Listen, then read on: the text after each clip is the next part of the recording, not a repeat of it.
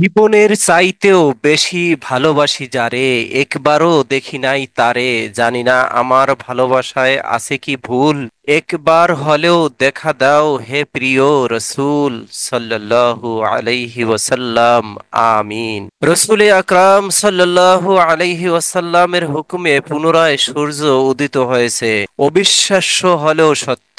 হজরত আসমা বিনতে উমায়েশ রাদিয়াল্লাহু তাআলা আনহা হতে বর্ণিত, একদা রসূল আকরাম সাল্লাল্লাহু আলাইহি ওয়াসাল্লাম হজরত আলী রাদিয়াল্লাহু তাআলা আনহু এর কোলে মাথা মোবারক রেখে ঘুমাচ্ছিলেন, আরাম ফরমাচ্ছিলেন। তখন ঘুমে ওহী নাজিল হচ্ছিল।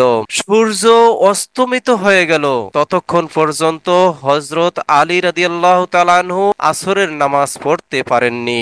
অতঃপর রসূল আকরাম সাল্লাল্লাহু আলাইহি ওয়াসাল্লাম বললেন, হে আল্লাহ, আলী তোমার এবং তোমার রসূলের আনুগত্য করেছে, তাই সূর্যকে পুনরায় উদিত করে দাও। বর্ণনাকারী আসমা রাদিয়াল্লাহু তাআলা আনহা বলেন, আমি দেখেছি যে সূর্য অস্তমিত হয়ে গেছে, তা পুনরায় রসূল আকরাম সাল্লাল্লাহু আলাইহি ওয়াসাল্লামের আদেশে উদয় হয়েছে।